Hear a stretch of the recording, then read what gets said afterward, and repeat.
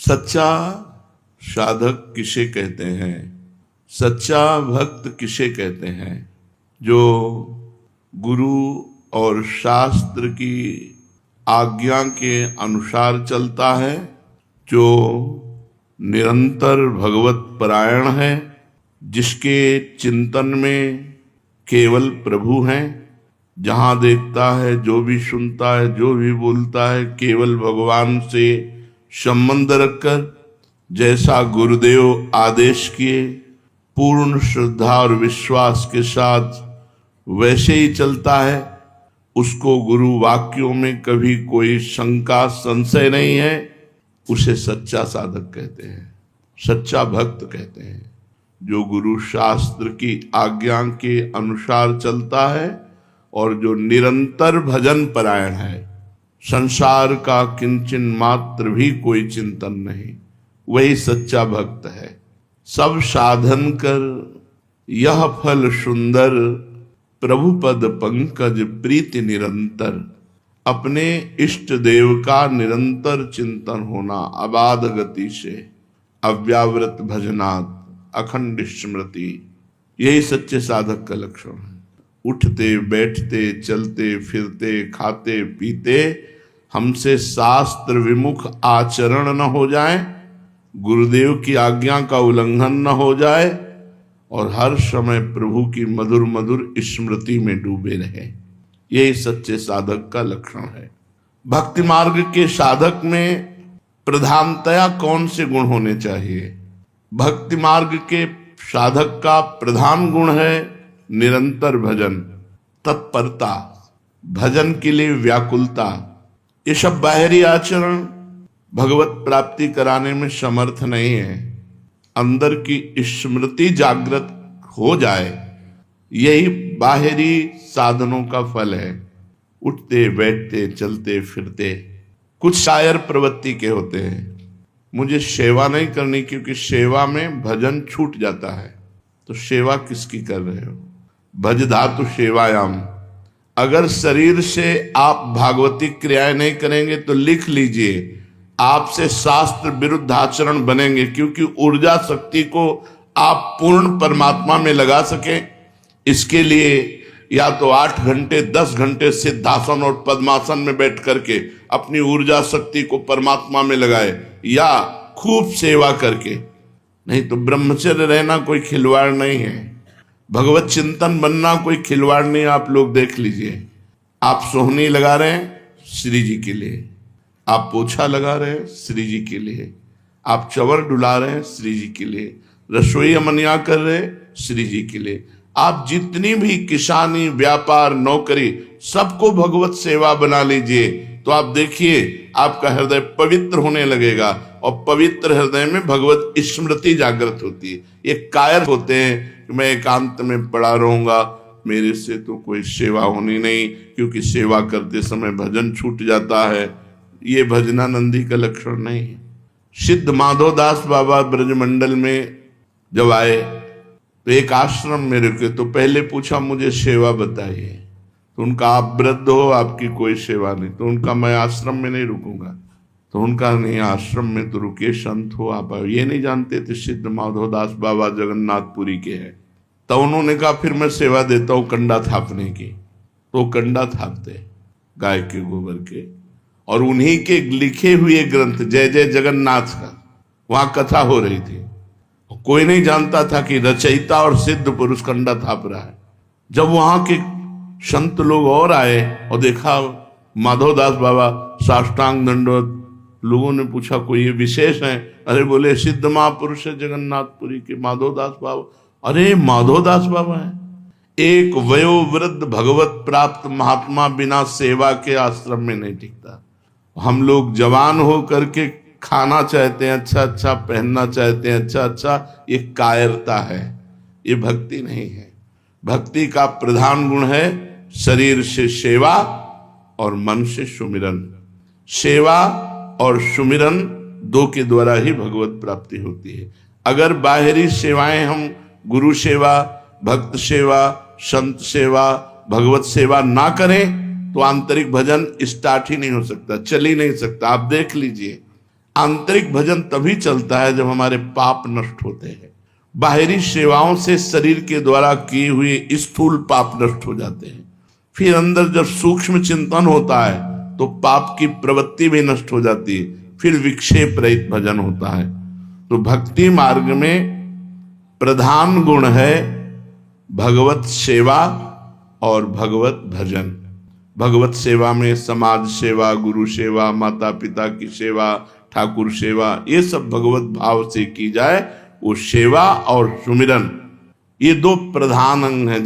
जैसे पक्षी आकाश में उड़ता है तो दो पंखों से उड़ता है, ऐसे भक्ति मार्ग में साधक जो चलता है उसके जीवन में दो बात होनी ही चाहिए, एक तो सेवा और दूसरा भजन।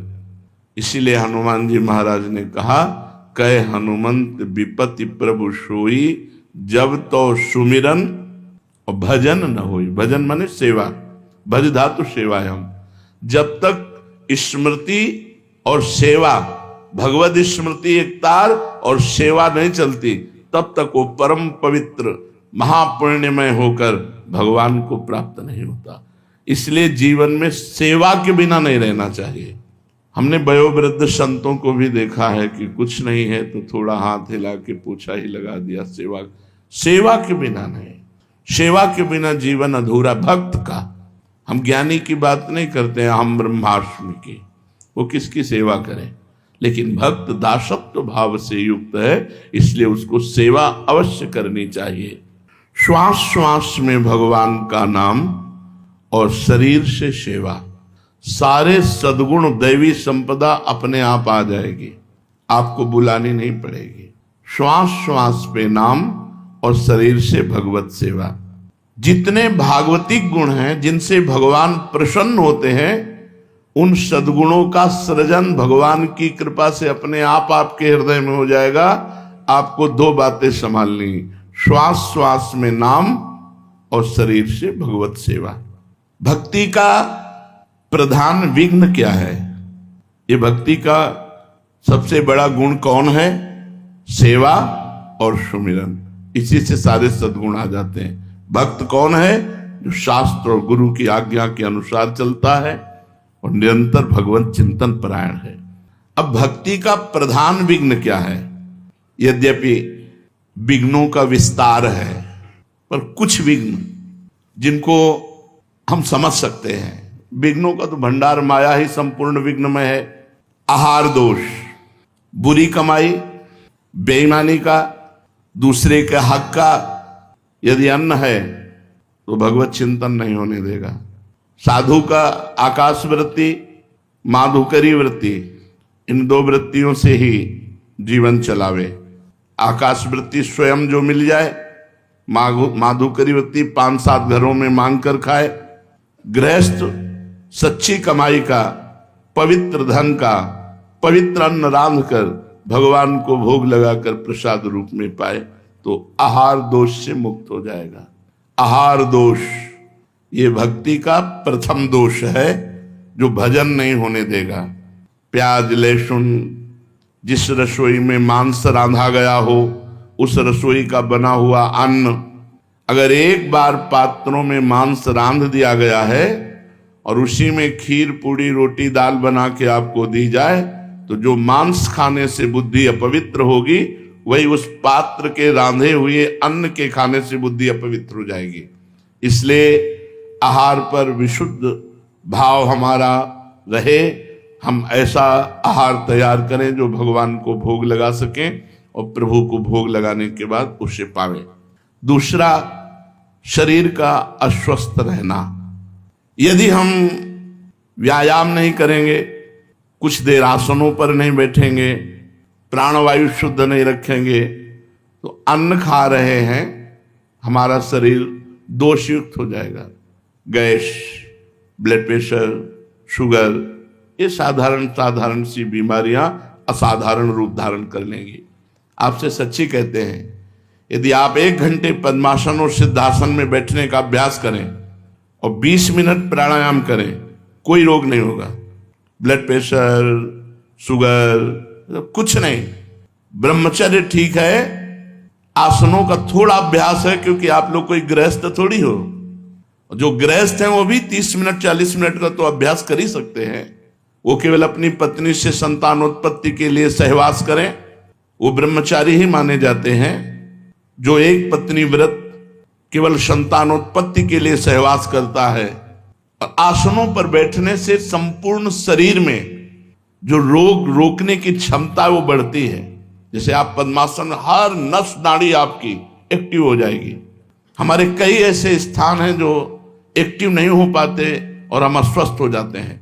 प्राणवायु के संशोधन के द्वारा मन एकाग्र, ब्रह्मचर्य पुष्ट, प्राणवायु सूक्ष्म, अखंड भगवत चिंतन। जवान शरीरों में 1 घंटा व्यायाम होना चाहिए, नाम जप करते हुए, दंड बैठक, 2-3 किलोमीटर दौड़ना, चलना फिरना, जो भी व्यायाम, आसन, प्राणायाम, इस साधु के जीवन। हमारे गुरुजी रसिक शिरोमणि हैं, तीनों बातें होती हैं। आप देखते हो भ्रमण करने जाते हैं, हमने देखा है एकांत में व्यायाम और प्राणायाम करते हुए, प्राणायाम व्यायाम, क्योंकि शरीर स्वस्थ तो भगवत उत्साह बना रहता है। दोनों किडनी फेल हैं, समस्या ही समस्या है। पर यदि पूर्व से साधन पक्ष ना होता तो हम तुम्हारे सामने बोल नहीं सकते थे। लेकिन आज भी अपने टाइम से साधना में बैठते हैं, तब टाइम से उठते हैं। ज्यादा देर बैठने की क्षमता नहीं रहती तो सोफा का आश्रय ले लेते हैं, पीठ ऐसे लगी रहे। साधन पर शिथिलता मतलब मृत्यु। शरीर जमुआई आ रही है, ये रोग हो गया, वो। हर रोग को शासन में लेने के लिए आसन और प्राणायाम है। आप करके देख लो, हर रोग को शासन में। जब आपका कफ ठीक हो जाएगा और पित्त ठीक हो जाएगा और वायु ठीक हो जाएगी तो आपका शरीर फूल जैसा हो जाएगा, स्वस्थ हो जाएगा। बिगड़ता यही 3 है, और तीनों को शासन में लेने के लिए पर्याप्त है आसन और प्राणायाम। ये कौन करता है? तो कितना आपके अंदर चिंतन चलता है, धुआंधार चिंतन चलता है। जिस समय आपकी प्राणवायु सूक्ष्म होगी, एक एक श्वास में 10-10 बार नाम, 20-20 नाम जरूर। अस्वस्थता शरीर में ना आने पाए। आलस्य, गुरुजी ने 11 माला कहा है, आज 4 माला कर लेते हैं, कल 11 माला में और मिला करके पूरे कर लेंगे। कल आया परसों कर लेंगे, ऐसा आलस्य नहीं। जो नियम दिया गया है, जो पाठ दिया गया है, वो यथा समय, अगर आप गृहस्थ हैं, नियम पूर्वक समय में नहीं कर सकते तो जब समय मिले तब अपने नियमों का पालन करें। आलस्य न करें। आज की सेवा को, आज के जप को, आज के पाठ को कल के ऊपर न छोड़े। काल करे सो आज कर, आज करे सो अब, पल में परलय होएगी, बहुरी करोगे कब, पता नहीं कल जिए कि ना जिए। तो आज गुरु जी ने जो नियम दिया है उसे हम जल्दी उठें और उठ करके अपने नियम को पूरा करें। प्रमाद न करें, आलस्य प्रमाद न करें। भगवत कार्य को, हम करने योग्य कार्य को त्याग करके ना करने योग्य कार्य में उत्साह रखना, इसे प्रमाद कहते हैं। आलस्य आज के कार्य को कल के ऊपर छोड़ना, और प्रमाद ना करने योग्य कार्य करने का उत्साह रखना और करने योग्य कार्य को छोड़ देना, इसे प्रमाद कहते हैं। ये भक्ति के बड़े दोष हैं, प्रमाद नहीं होना चाहिए। पुरुषार्थहीनता, और आप लगे हो कायरता पूर्वक प्रपंच में, हो जाएगा लाडली जी की कृपा से। नहीं, आप प्रयत्न पूर्वक भजन कीजिए, फिर लाडली जी की कृपा से सब हो जाएगा। मन, क्रम, वचन, छाणी चतुराई, भजत कृपा कर है रघुराई। ये शरणागति आश्रय नहीं है। जैसे एक ने प्रश्न किया एकांतिक में कि हमसे भजन तो होता नहीं, पर हमें भरोसा है लाडली जो हमें निकुंज पहुंचा देंगे। हमका बिल्कुल गलत, बिल्कुल गलत। भरोसे पे मत रहना। भरोसा तब दृढ़ माना जाएगा जब आपके आचरण पवित्र और नाम सुमिरन चल रहा है। आपका सुमिरन नाम पवित्र थी, परम पवित्र भगवत भजन न करो, मनमानी आचरण करो और तुम निकुंज आओ, वैकुंठ से विमान तुम्हारे लिए आ जाएगा। तो भगवान सबके दुश्मन है क्या? भगवान सबसे वैर किए हुए हैं क्या? सब मम प्रिय सब मम उपजाए। सब भगवान के प्यारे हैं, लेकिन जो भगवान को प्यार करता है उसी के लिए विमान आता है। वही वैकुंठ जाता है, वही गोलोक जाता है, वही साकेत जाता है, वही निकुंज जाता है। भजन के बिना तुम्हारे भरोसे को हम नहीं मानते, भरोसा हो ही नहीं सकता। जिसका भरोसा और आश्रय होता है उसकी स्मृति हर समय होती। ये प्रमाद कोई न कर ले। भजन छोड़ करके और हम बैठे हैं हमारा काम हो जाएगा, बिल्कुल प्रमाद स्थिति है, दुर्गति होगी। हर समय नाम जप, भजन और फिर भरोसा, भगवान का भरोसा। जे सब भांति तुम्हार भरोसा, संपूर्ण रूप से आश्रित प्रियाजू के और जिनके आश्रित उनका भजन। नहीं, सेवक जी महाराज कह रहे हैं हरिवंश नाम बिसरे न छिन, श्री हरिवंश सहाय बल। जब नाम नहीं छूटेगा तभी सहायता आपको भगवत प्राप्ति की होगी। तभी आपको थोड़ा बड़ा जो हम में कमी हो रही, जो दुर्गुण है, दुराचार है, उनको क्षमा करके भगवान आगे। अब ऐसे प्रमाद स्थिति में टीवी देख रहे हैं, मोबाइल देख रहे हैं, खूब मनमानी आचरण कर रहे हैं संसार के, और बोले कि प्रियाजू के भरोसा से हो जाएगा। भरोसा ही नहीं है ना। प्रियाजू के भरोसे वाला संसार का चिंतन करेगा, गलत चेष्टाएं करेगा, मनमानी आचरण करेगा, नहीं ये भरोसे वाला नहीं है, तो वो बहुत चतुर शिरोमणि भी है। अगर हमारी प्रियाजू भोली भी है तो नागरता की रास किशोरी, अति नागरी वृषभानु, आवत सी वृषभानु दुलारी, रूप राशि अति चतुर शिरोमणि, अति चतुर शिरोमणि। उनसे चतुराई नहीं चलेगी। हाँ, हम प्रयास कर रहे हैं, अब हमसे उतना नहीं हो पा रहा जितना होना है, तो आप निश्चिंत रहिए, भरोसे पे रहिए, आपको भगवत प्राप्ति होगी। लेकिन आप प्रमादवश भजन न करें, मनमाने आचरण करें और कहें कि मुझे, ये बिल्कुल नहीं, सिद्धांत के खिलाफ बात है। तो पुरुषार्थहीनता ये भक्ति में नहीं होनी चाहिए। और अश्रद्धा, शास्त्र और गुरु वाक्यों पर अश्रद्धा नहीं होनी चाहिए। हमेशा सत्कर्म के लिए जो हमारे शास्त्र आदेश करते हैं, गुरु आदेश करते हैं, जैसा आदेश करते हैं बिल्कुल ठीक वैसे आचरण करना होता है। कभी कभी कड़वी दवा होती है, समझ में नहीं आता ऐसा क्यों कहते हैं। पक्का समझो, अश्रद्धा नहीं होनी चाहिए। वो आपको इतनी ऊंचाई पर उठा देंगे कि आप समझ नहीं पाएंगे। इसलिए गुरु वाक्यों पर अश्रद्धा नहीं होनी चाहिए।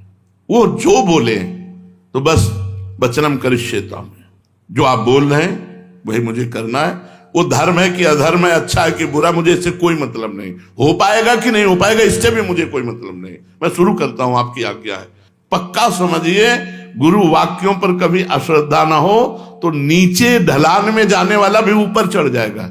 वो जा रहा है नीचे लेकिन पहुंच ऊपर जाएगा। यही चमत्कार, कर तुम अन्यथा कर तुम। ऐसा लगा कि हम गुरु आज्ञा से गिर रहे हैं लेकिन हम उठ गए। एक बार गुरुदेव श्री रामानंदाचार्य जी महाराज अपने परिकर के साथ एक बगीचे में रुके। पानी लाया गया तो पानी में हल्की सी दुर्गंध थी। कुआं था, कुआं वृक्ष की डाल एक लंबी सी आ रही थी और उसी के पत्ते गिरते थे तो पानी में सड़न आ गई थी।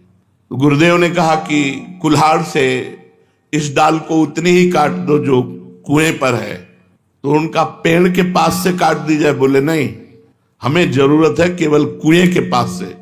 बोले महाराज फिर तो डाल की तरफ बैठ करके ऐसे काटना होगा तो सीधे कुएं में जाएगा। बोले इससे हमसे कोई मतलब नहीं। सब बैठे रहे, उनमें से खड़ा हुआ, साष्टांग प्रणाम किया। कुल्हाड़ तो रहता ही था क्योंकि ठाकुर सेवा के लिए रसोई अमनिया होती थी, तो लकड़ी चीरने के लिए कुल्हाड़ होता। कुल्हाड़ उठाया, पेड़ पर चढ़ा, डाल पर आकर उधर बैठा जो कुएं के ऊपर थी और उतना ही काटा जितने गुरुदेव ने कहा। मैं डाल सहित कुल्हाड़ सहित तो नीचे चला गया। अब सब शोकाकुल हो गए कि ओ, बड़े गंभीर मुद्रा में आचार्य चरण बैठे रहे। ऐसे कुछ मिनट हुए, नमो नमः, जय हो ऐसे शब्द कुएं से गूंजने लगे और वो ऊपर उठ करके आया और माला और प्रसादी पहने हुए, हाथ में प्रसाद का पत्तल लिए आचार्य चरणों में रखा कि सिया राम जी ने आपके लिए दिया है।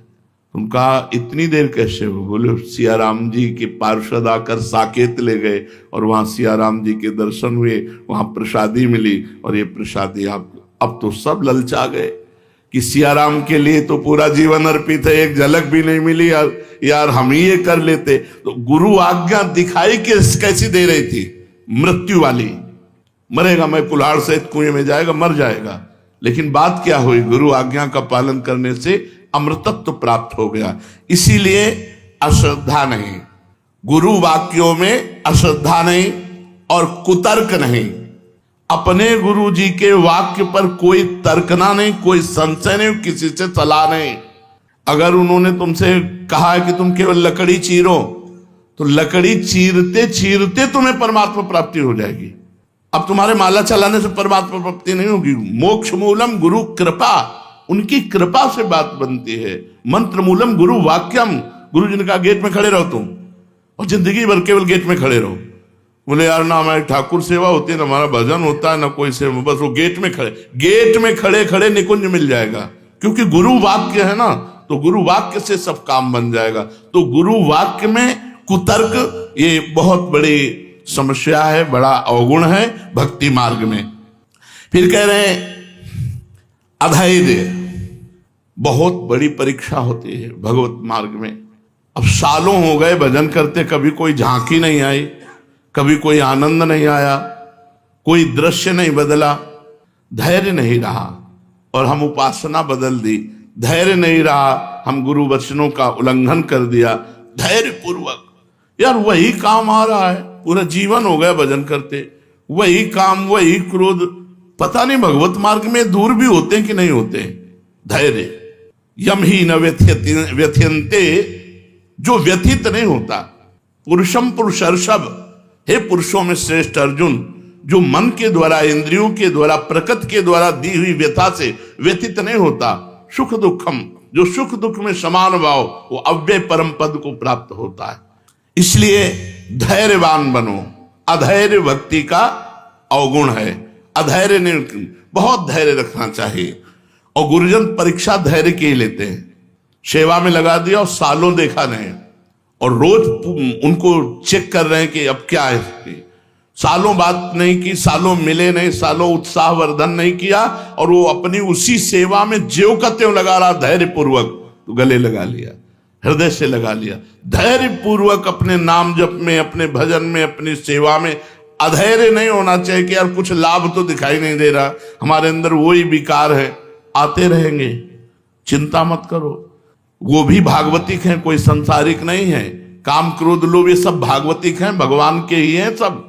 देखो काम भगवान श्री कृष्ण के पुत्र के रूप में, प्रद्युम्न जी के रूप में प्रकट, ये सब भागवतिक है। जिस दिन भगवान की कृपा को होगी एकदम सब शांत हो जाएगा। हमको चिंता नहीं करनी, हमको धैर्य रखना है।